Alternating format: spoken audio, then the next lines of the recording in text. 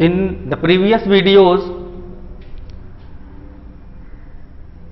under synthesis section, I taught you the use of participles and nominative absolute while joining two or more simple sentences into one simple one. यानी previous जो videos थे उसमें हमने दो सरल वाक्यों को एक सरल वाक्य में जोड़ने की जो विधियां हैं उनमें से पार्टिसिपल के प्रयोग द्वारा सेंटेंस को जोड़ना और नॉमिनेटिव एब्सोल्यूट कंस्ट्रक्शन पर बेस्ड जो सेंटेंसेस होते हैं उनको जोड़ना ये बताया गया था। आज के वीडियो में कुछ और जो मेथड्स हैं यहां पर लिखा हुआ है सम मोर मेथड्स टू जॉइन टू और more simple sentences into a simple one. कुछ और विधियां जो प्रिस्क्राइब्ड हैं सिंपल सेंटेंस को एक सिंपल सेंटेंस बनाने के लिए, उनके बारे में चर्चा करेंगे। तो जो और विधियां हैं उनमें से जैसे कि है by use of infinitive, bye using a preposition with noun और जीरेंड, नाउन या जीरेंड की सहायता के पहले प्रीपोजिशन का यूज करके, ये एक विधि है। थर्ड है बाय यूजिंग नाउन्स और फ्रेज इन अपोजिशन, इसका प्रयोग करके जोड़ा जाता है। और एडवर्ब और एडवर्बियल फ्रेज। फिर है एडजेक्टिव या कंजक्शन के द्वारा। ये 5 और विधियां हैं जिससे हम दो या दो से अधिक सिंपल सेंटेंसेस को एक सिंपल सेंटेंसेस में जोड़ना सीखेंगे आज के लेक्चर में। तो बारी बारी से हम बताएंगे। सबसे पहले आएगा बाय यूज ऑफ इन्फिनेटिव, इसकी चर्चा हम करेंगे। तो सबसे पहला जो मेथड आज के वीडियो में है वो है बाय यूज ऑफ इन्फिनेटिव। तो जानेंगे कि इन्फिनेटिव होता क्या है।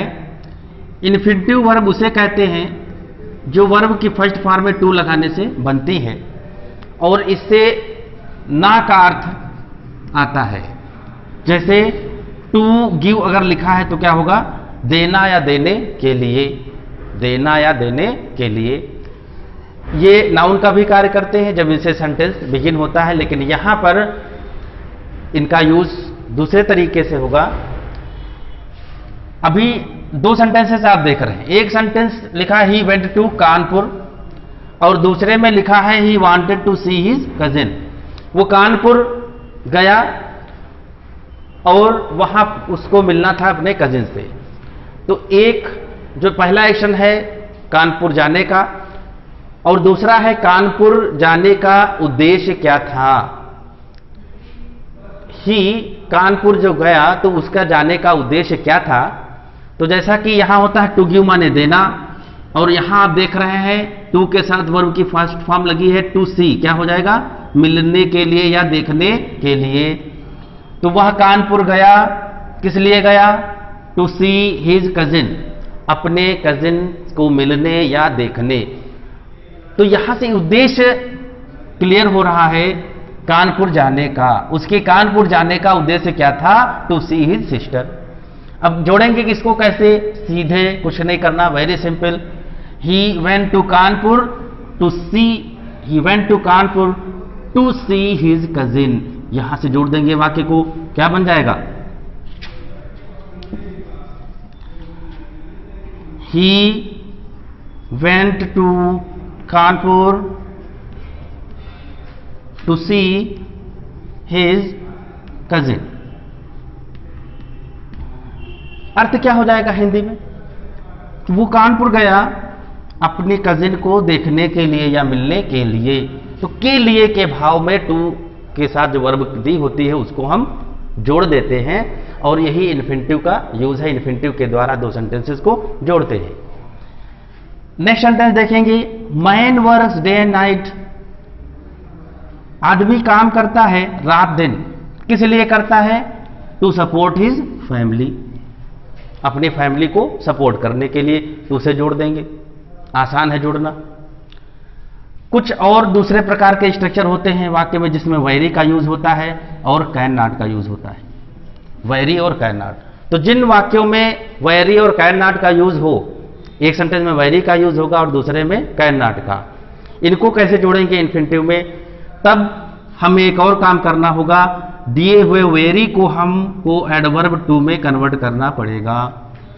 ये हो जाएगा ही इज वेरी वीक से। अब क्या हो गया सेंटेंस आपका, ही इज टू वीक। और फिर ये कैन नॉट वाला हटा करके ये वर्ब आप देख रहे हैं, इस वर्ब के पहले टू ऐड कर देंगे तो क्या हो जाएगा, इन्फिनिटिव बन जाएगा। पूरा सेंटेंस क्या होगा, he is too weak to run, he is too weak to run. अलग अलग अर्थ इसके क्या थे सेंटेंस के, कि वह बहुत कमजोर है, वह दौड़ नहीं सकता। जब इन्फिनिटिव से दोनों वाक्य हमने जोड़ दिए तो अर्थ क्या हो जाएगा कि he is too weak to run, यह सेंटेंस बनेगा। इसका अर्थ क्या होगा कि वो दौड़ सकने के लिए, किसके लिए, जैसे वहां था काहे के लिए कानपुर गया था, कजिन को मिलने के लिए। यहां भी क्या होगा, किस लिए कमजोर है, दौड़ सकने के लिए। तो हमने जोड़ा यहां वेरी को किस में कन्वर्ट किया, टू में, और इधर वर्ब के पहले टू लगा दिया। सेंटेंस आपका बन गया ही इज टू वीक और टू रन। अब इसका अर्थ क्या होगा, वो दौड़ सकने के लिए या दौड़ने के लिए टू वीक अत्यधिक कमजोर है। दौड़ सकने के लिए या दौड़ पाने के लिए बहुत ज्यादा कमजोर है, ये सेंटेंस जुड़ जाएगा। फोर्थ सेंटेंस देखेंगे, मीता इज वेरी वीक, यहां भी उसी तरह कर लेंगे। मीता लिखेंगे, वेरी को टू में कन्वर्ट कर देंगे। मीता इज टू पुअर, मीता बहुत गरीब है, अत्यधिक गरीब है। किस लिए गरीब है, यहां सी कहना हटाएंगे, ये कैरी वर्ब लगा हुआ है, यहां पे ध्यान रखेंगे। वर्ब जहां से हो उसी के पहले हम टू को ऐड कर देंगे तो इन्फिनिटिव से सेंटेंसेस जुड़ जाएंगे। सेंटेंस आपका बनेगा Meeta is too poor to carry on her studies, ये कहना हटा देंगे। अगर और सरल समझना है तो वेरी को टू में, TOO में कन्वर्ट करें, कैन नॉट तक का सेंटेंस हटा दें और आपको वर्ब मिल जाएगी, वर्ब के पहले टू लगा देंगे, ये सेंटेंसेस आपके जुड़ जाएंगे। ये हुआ इन्फिनिटिव का यूज। अब नेक्स्ट मेथड, तो नेक्स्ट मेथड देखेंगे by using a preposition before noun और जीरन। नाउन आप जानते हैं, naming words are called noun. Gerund को भी हमने बताया था, जीरन क्या होता है, उसी वर्ब की फर्स्ट फॉर्म में ING जब जोड़ देते हैं तो वो जीरन का फॉर्म बन जाता है और ये नाउन का कार्य करता है। जब किसी वर्ब में ING फॉर्म जोड़ते हैं और उसके बाद वर्ब आ जाती है हेल्पिंग वर्ब, जैसे सीइंग इज बिलीविंग, यहां पर सीइंग ये वर्ब नहीं है, क्या है, जीरन है जो नाउन का कार्य कर रहा है। ये होता है जीरन का फॉर्म। इसके पहचान क्या होगी, इसके बाद वर्ब लगा होता है। पहला सेंटेंस देखेंगे, my brother is ill, he has high fever. Sentence कह रहा है मेरा भाई बीमार है और उसके बहुत तेज बुखार है। अकॉर्डिंग टू द मेथड, क्या मेथड कह रहा है कि आपको प्रीपोजिशन का यूज करना है नाउन या जीरन के पहले। तो आप देख रहे हैं ये हाई फीवर, फीवर नाउन है और ये एडजेक्टिव है, ये मिलकर के क्या बना, नाउन, हाई फीवर। अब ये नाउन बना तो my brother is ill, high fever, अब इसको कनेक्ट करना है इन दोनों को। प्रीपोजिशन का काम क्या होता है, एक सब्जेक्ट को, एक पार्ट्स ऑफ स्पीच को दूसरे पार्ट्स ऑफ स्पीच को जोड़ने का कार्य करता है प्रीपोजिशन। यहां पर क्या लगाएंगे, हटा देंगे इसको, और माई ब्रदर इज इल, उसके बुखार है, तो आप क्या बनाओगे सेंटेंस कि मेरा भाई तेज बुखार से बीमार है, से बीमार है। से के लिए कौन सा प्रीपोजिशन आता है, विद का यूज करते हैं, आप लगा देंगे यहां पे with. My brother is ill with high fever, यह सेंटेंस जुड़ जाएगा। तो अब देखें मेथड क्या कह रहा था, प्रीपोजिशन का यूज करना है नाउन या जीरन के पहले। यहां नाउन था, नाउन को आपको इस सेंटेंस में मिलाना था, जोड़ना था, उसके लिए आपको प्रीपोजिशन चाहिए था। तो अर्थ जब निकालेंगे हिंदी में तो क्या होगा, मेरा भाई बुखार है, मेरा भाई बीमार है, किससे, बुखार से, तेज बुखार से के लिए क्या लगाएंगे, विद प्रीपोजिशन यूज कर देंगे।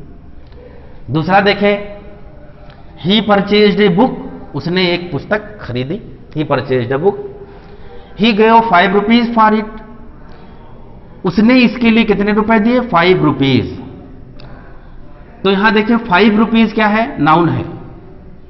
और प्रीपोजिशन के चैप्टर में आपने स्कूल में पढ़ा होगा कि कोई चीज अगर खरीदी या बेची जाती है रुपयों के बदले, तो एक्सचेंज वहां पर होता है कि हमने पैसों के बदले क्या खरीदा है, पुस्तक। तो जब एक्सचेंज शो होता है, किसी के बदले कुछ लेना, पैसे दिए और उसके बदले क्या ले लिया, पुस्तक, तो प्रीपोजिशन क्या लगता है, फॉर। अब फॉर प्रीपोजिशन जोड़ देंगे कैसे, ही परचेज्ड ए बुक, और ये सब हटा देंगे और यहां पर क्या जोड़ेंगे, फॉर लगा देंगे। तो सेंटेंस क्या बनेगा आपका, he purchased a book for 5 rupees. ये जो फॉर बाद में था, इसके लिए यहां पर जोड़ देंगे, ये सब हट जाएगा, सेंटेंस जुड़ गया। क्योंकि अर्थ स्पष्ट हो गए दोनों के। पहले अर्थ क्या थे, उसने एक पुस्तक खरीदी और उसने दिए 5 रुपए इसके लिए। आपने क्या बना दिया, he purchased a book for 5 rupees, 5 रुपए की एक पुस्तक खरीदी। दोनों सेम हो गए। नियम अकॉर्डिंग टू द जो रूल है उसके अनुसार भी 5 रुपए नाउन है, प्रीपोजिशन है, और ये सेंटेंस जुड़ गया। इसी तरह ये जोड़ेंगे, ही कुड नॉट कम, वो नहीं आ सकता था, ही वॉज इल, वह बीमार था। अब चूंकि सिंपल सेंटेंसेस है, कंजक्शन का यूज नहीं करना है, अन्यथा ये जुड़ सकता था बिकॉज से, या सो लगाकर जोड़ सकते थे, लेकिन हाँ ऐसा नहीं है, आप ऐसा नहीं करेंगे। सिंपल सेंटेंस है, वहां पर आपको बिकॉज या सो ऐसे कंजक्शन नहीं लगाने हैं। He could not come, he was ill, वो बीमार था। तो क्यों नहीं आया, बीमारी के कारण, बीमारी के कारण। अब बीमारी के कारण आपको लिखना है, तो इसकी हिंदी क्या हो जाएगी, फॉर इलनेस। अब इल को हमने क्या बना दिया, इलनेस, बीमारी, और फॉर क्या शो कर रहा है, कारण। ये फॉर प्रीपोजिशन है। ही could not come for illness, ये इसका अर्थ क्या हो जाएगा, इतना, बीमारी के कारण। थोड़ा सा टफ एक्सरसाइज है, काफी अभ्यास जब आप करेंगे तो आप आसानी से इनको बना लेंगे। तो जो प्रिस्क्राइब बुक्स है उनमें एक्सरसाइज है, उनका अभ्यास करते रहें और समय समय पर पूछते रहें। अब ये 2 सेंटेंस देखें, ही finished his work, he went home. इसी प्रकार का सेंटेंस हमने पार्टिसिपल में बताया था कि जब वो एक कार्य समाप्त हो गया तो दूसरा कार्य शुरू हुआ, तब आपने इसमें हैविंग का यूज किया था, ये बताया गया था उसमें कि ही finished his work, he went home, तो हमने हैविंग से जोड़ दिया था, having finished his work, he went home. लेकिन अब चूंकि आपको प्रीपोजिशन का यूज करना है, इसलिए ऐसा जब स्ट्रक्चर मिले तो आप हैविंग से भी जोड़ सकते हैं। और अगर आपसे कहा जाए कि प्रीपोजिशन से ही जोड़ना है, तब कैसे जोड़ेंगे, इस जो ये वर्ब दी है इसको हम बना देंगे जीरन फिनिशिंग, तो ये हो जाएगा नाउन। और वो घर गया कब, फिनिशिंग के बाद गया, जब फिनिश हो गया तभी तो गया। तो बाद के लिए कौन सा प्रीपोजिशन यूज होता है, बाद के लिए आप जानते हैं आफ्टर का यूज करते हैं। तो हो गया आफ्टर फिनिशिंग, आफ्टर फिनिशिंग, यानी ही फिनिश्ड हिज वर्क को हमने क्या बना दिया, आफ्टर फिनिशिंग, समाप्त करने के बाद, after finishing his work he went home, ऐसे जोड़ देंगे। यानी जो हैविंग से जोड़े जा सकते हैं वाक्य, उनको हम आफ्टर और जीरंड का यूज करके भी जोड़ सकते हैं, ऐड कर सकते हैं। लास्ट सेंटेंस देखेंगे, ये वाला, हर अंकल डाइड, उसके चाचा मर गए, he heard the news, he fainted, वह मूर्छित हो गया। 3 घटनाएं घटी हैं, इन 3 सेंटेंस को आपको जोड़ना है। ध्यान देंगे कैसे,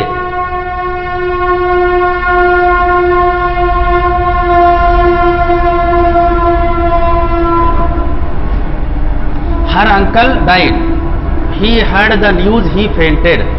तो इस प्रकार के वाक्य अगर हैं कि पहली घटना घटी, वर्ब लगा है डाइड, मर गए, समाचार का सुनना और मूर्छित होना, 3 घटनाएं हैं। इन वाक्यों को हम ऑन प्लस जीरंड इस स्ट्रक्चर से बनाते हैं, ऑन जीरंड, फिर नाउन हो जाएगा, फिर प्रीपोजिशन होगा, इसके बाद फिर नाउन होगा, फिर लास्ट सेंटेंस जोड़ेंगे, यानी ऑन जीरेंड नाउन प्रीपोजिशन फिर नाउन, इसके बाद थर्ड सेंटेंस। तो देखें सबसे पहले कौन सा कार्य हुआ, सबसे पहले कौन सा कार्य हुआ, मूर्छित होने से पहले सुनने का, समाचार सुनने का कार्य हुआ। तो लिख देंगे ऑन, फिर यहां क्या हो जाएगा, हियर को हियरिंग कर देंगे, ऑन हियरिंग। इसका अर्थ क्या होगा, सुनकर, ऑन हियरिंग माने सुनकर। क्या सुना, समाचार को सुना, ऑन हियरिंग द न्यूज। मूर्छित हुआ, लेकिन मूर्छित कब हुआ, समाचार सुनकर, ऑन हियरिंग द न्यूज। अब आएगा कि कौन सा समाचार था, तो उसको रिलेट करेंगे, जोड़ेंगे, on hearing the news. Of का प्रयोग करेंगे जो का सेंस देगा, का समाचार सुनकर। अब क्या हो जाएगा, का समाचार सुनकर, on hearing the news of. किसकी, चाचा की मौत का हो जाएगा अर्थ, हिज, चाचा की तो होगा क्या, अंकल्स, और डाइड को फिर नाउन में कन्वर्ट कर देंगे, क्या हो जाएगा, डेथ। अब क्या स्ट्रक्चर हो जाएगा, ऑन हियरिंग माने समाचार सुनकर चाचा की मृत्यु का, on hearing the, on hearing the news of, यहां हर अंकल है तो यहां सी हो जाएगा, सही कर लेंगे सेंटेंस को। वो सी या ही कुछ भी हो, उसको ऐसे ही ऐड कर लेंगे, उसमें कोई समस्या नहीं है। हर अंकल है तो यहां भी सी होगा, तो जेंडर का चेंज था, ही भी हो सकता है, सी भी हो सकता है। अगर शी है तो यहां हर होगा, अगर ही है तो हिज हो जाएगा, इतना सही कर लेंगे। Her uncle died, her uncle died, she heard the news, she fainted. अब सी हो गया, जेंडर चेंज हो गया, क्योंकि जेंडर चेंज नहीं कर सकते, क्योंकि एक ही सब्जेक्ट है तो वही सेम रहेगा। तो चाहे यहां ही कर ले तो यहां हिज अंकल हो जाएगा, हिज पे भी आ सकते हैं, हर पे भी आ सकते हैं। On hearing the news of, यहां अब हर अंकल्स डेथ होगा, क्योंकि अब सब्जेक्ट आपका क्या होगा, सी हो गया। जैसे बताया था कि पहले कौन सा हुआ कार्य, सुनने का, क्या सुनने का, समाचार। कौन सा समाचार, ऑफ लगा है तो ये का सेंस देगा, हर अंकल्स डेथ, अपने चाचा की मौत का। फिर क्या हुआ, फिर जो परिणाम निकला वो सबसे बाद में जोड़ेंगे। परिणाम क्या हुआ इसका, सी फेंटेड, सी फेंटेड। तो ये था नाउन और जीरंड के सहायता से प्रीपोजिशन के, नाउन या जीरंड के पहले प्रीपोजिशन का यूज करके दो सिंपल सेंटेंसेस को जोड़ना। हमने बताया था आप अभ्यास करते रहें, अभ्यास करते रहेंगे, कोई प्रॉब्लम एराइज होती है तो पूछते रहेंगे, तो आसानी से आप इनको कर सकेंगे। नेक्स्ट मेथड है नाउन और फ्रेज इन एपोजिशन। नाउन आप जानते हैं, फ्रेज इन एपोजिशन क्या है इसको भी जान लेते हैं। फ्रेज इन एपोजिशन है एडिशन ऑफ ए वर्ड और a group of words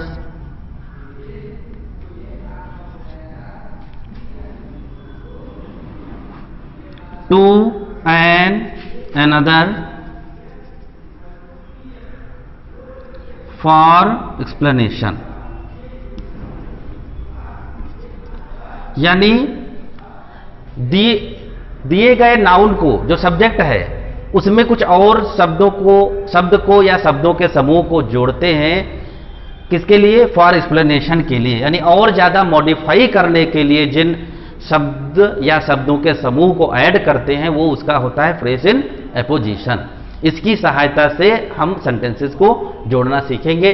sentence लिखा है, Suresh is a teacher, Suresh is a teacher, he is very gentle. Suresh एक अध्यापक है और वो बहुत जेंटल है, सज्जन है। तो यहां देखें सुरेश, और सुरेश को और ज्यादा मॉडिफाई कौन करा है कि ये पूछा जाए कौन सुरेश है, कौन से वाले सुरेश। तो सुरेश बहुत सारे लोग हो सकते हैं, लेकिन जिस सुरेश की बात कर रहे हैं वो सज्जन है, और वो सुरेश और क्या है, अध्यापक भी हैं। तो सुरेश और इसको मिला देंगे, ये वर्ब यहां से हट जाएगी और क्या हो जाएगा, सुरेश ए टीचर, और फिर आपका ये सब्जेक्ट बन जाएगा, यानी ही की जगह पर क्या आ जाएगा, Suresh a teacher is very gentle, यानी सुरेश जो कि अध्यापक हैं। अब हिंदी में अगर इसका अर्थ निकालेंगे तो क्या निकलेगा, सुरेश जो कि अध्यापक है, ये कामा से जो अलग हुआ, ये फ्रेज इन एपोजिशन है इसका। वो सुरेश जो कि एक अध्यापक है या अध्यापक हैं, इज वेरी जेंटल, बहुत सज्जन है। ठीक, और वाक्य देखेंगे, here is my sister in law, here is my sister in law, her name is Nidhi. यहां मेरी सिस्टर इन लॉ है, पत्नी की बहन को सिस्टर इन लॉ कहते हैं। ठीक, here is my sister in law, her name is Nidhi. तो ये sister in law, here is my sister in law कौन है, सिस्टर इन लॉ का नाम क्या है, इसको हम कामा से जोड़ देंगे निधि।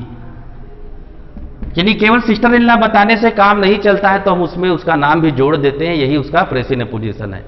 जो सिस्टर इन लॉ है वही निधि है, और निधि कौन है, सिस्टर इन लॉ।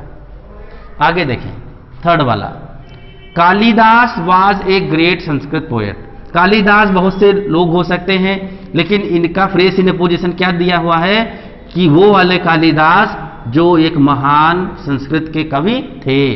ये यहां से हट जाएगा वर्ब, तो कामा लगा देंगे, Kalidas a great Sanskrit poet,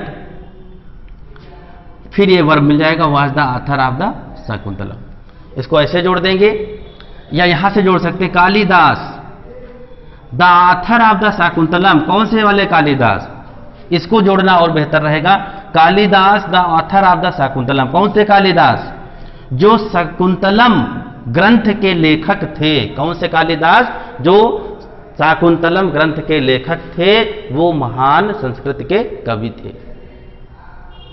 जुड़ गया, ऐसे एक फ्रेज इन पोजीशन से आप जोड़ते रहेंगे।